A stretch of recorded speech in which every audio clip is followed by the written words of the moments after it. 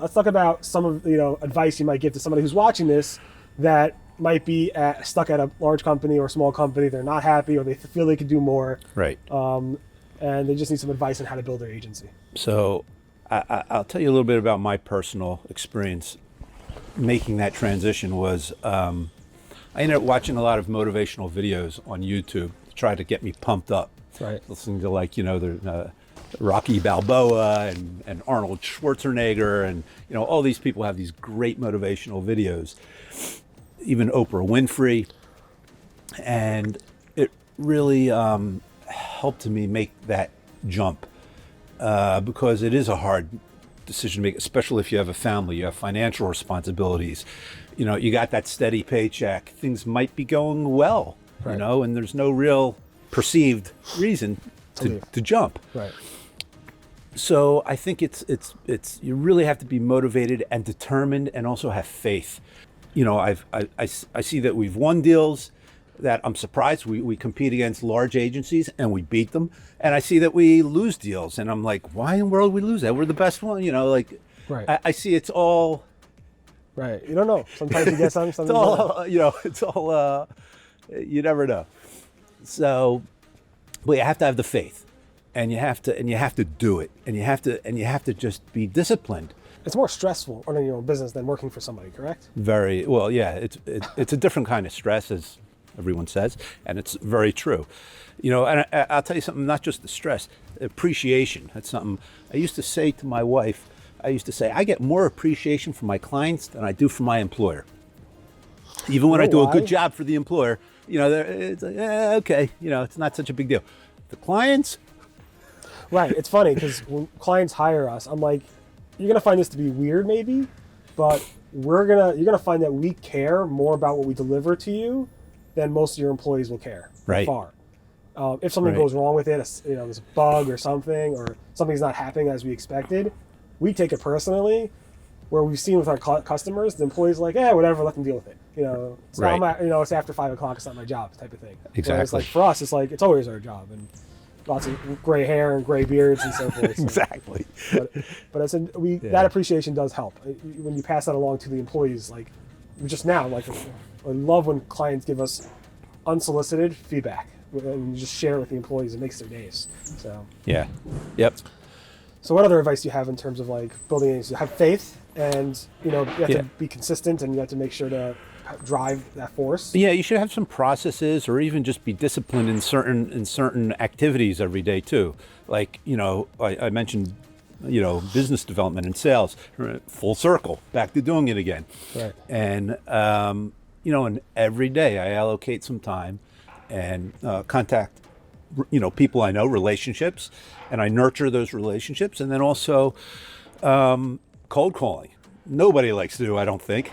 Maybe a few people. Is that through LinkedIn mostly, or?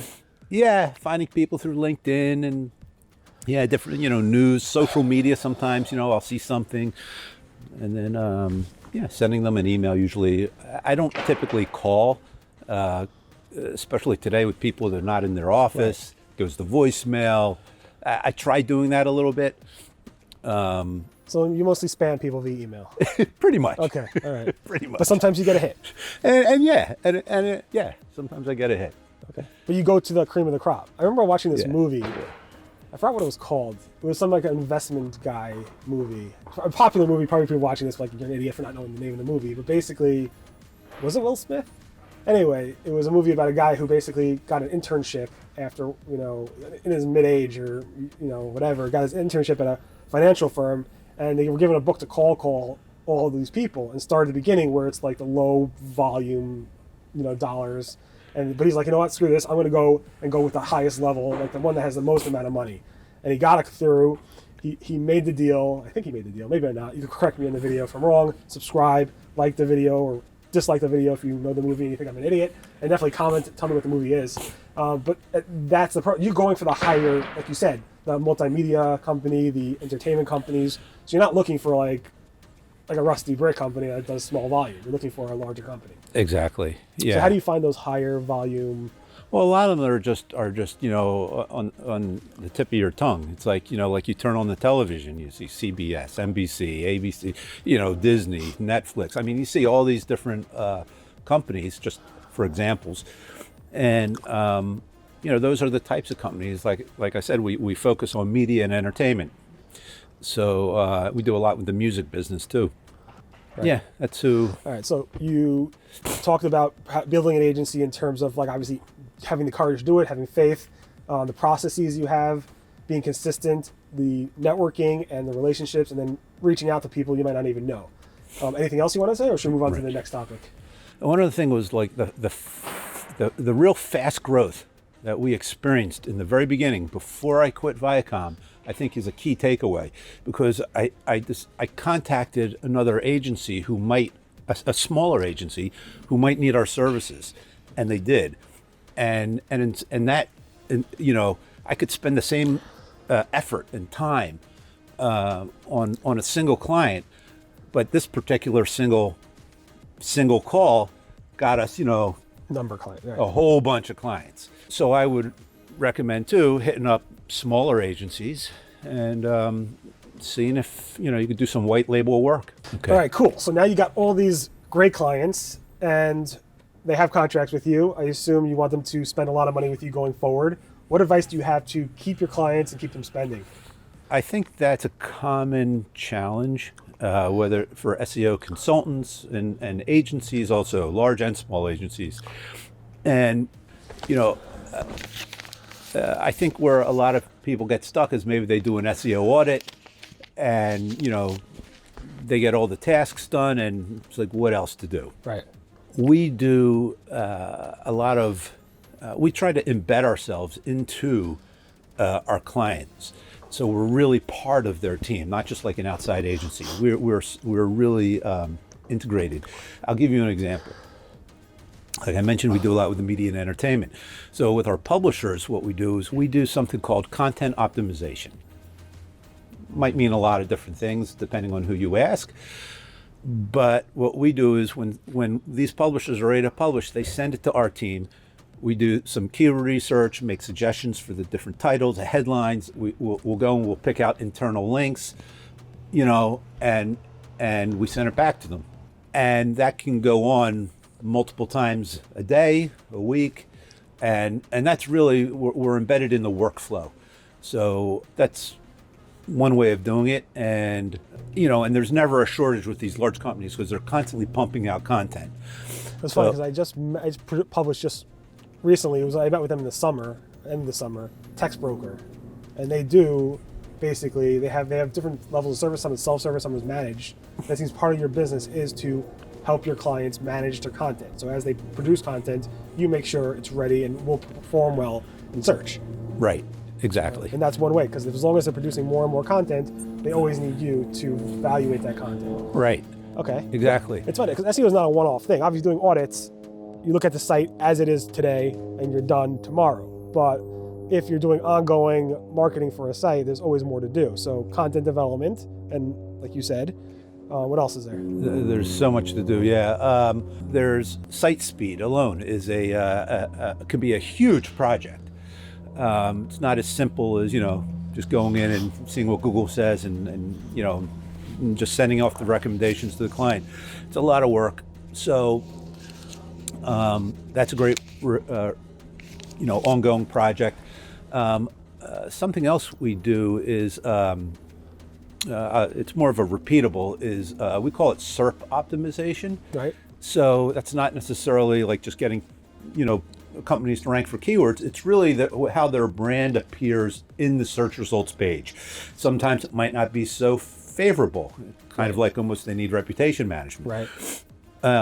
But other times it's just they just don't like the way it looks, or maybe they don't have the knowledge panel. Right. Or maybe the knowledge panel isn't up to date, or it's missing some social media, whatever. So that's one of the things we do with these large companies. They don't necessarily care about if someone's typing in soda pop.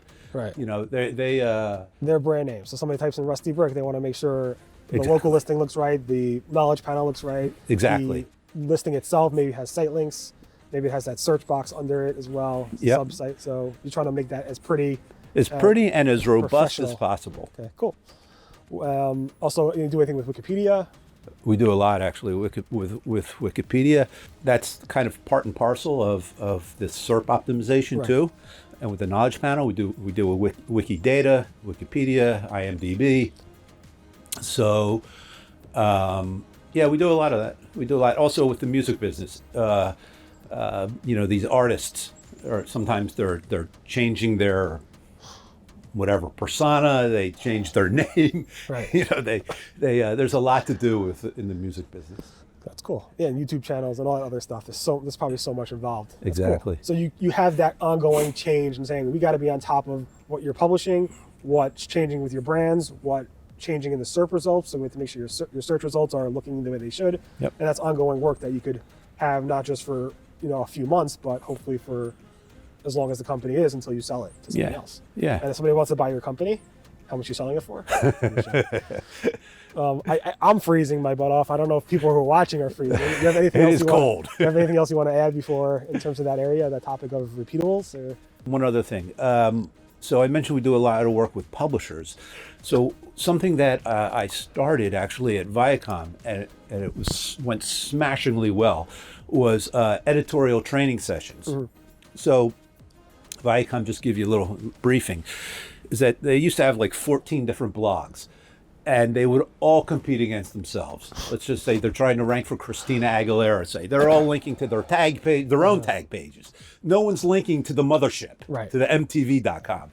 So we got everyone together. It's a huge room. We did editorial training, and it worked out so well that that was one of the things when we started Search Interactions, we continued with doing editorial training sessions. And how often do you recommend a company do these editorials? It's basically you doing training, SEO training, and understanding why the search results work the way they do. Exactly, little tips and tricks. We don't teach anyone how to write because that's not that's not what we do.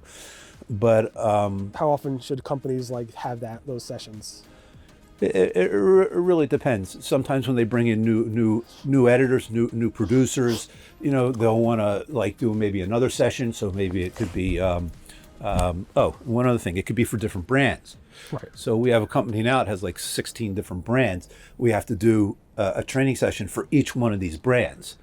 So that could be maybe a one-off, or it could be quarterly, or it could be yearly, whatever. Okay. But it's a repeatable in the sense also that we could package it up and almost productize it, slap a price on it, and then blast it out to companies who we think might be interested in that. Yeah. So that's a true repeatable. Awesome. That's awesome stuff. Cool. So I appreciate you doing this, especially in the freezing cold. Could you tell people on that camera over there again how to your name and then how to follow you and find out about you? Maybe they want to buy your company again, like I said. So yeah, my name's Shimon Sandler, and I'm mainly on LinkedIn. I look at other social networks, but I'm not so active on them, like Twitter and TikTok. Trying to still figure that whole thing out. it's a new one now, Clubhouse. I haven't been on that. You got to get I'll have there. to check it out. Yeah. But LinkedIn is really the... All right. So Shimon Sandler on LinkedIn. Yeah. Awesome. Thank you so much for your time. I really appreciate it. Thanks for having me. Stay healthy. So that was my buddy Shimon. Obviously now he works with Ellie Feldblum, who we also interviewed here. I'll include the video thumbnail at the end so you can click over to that.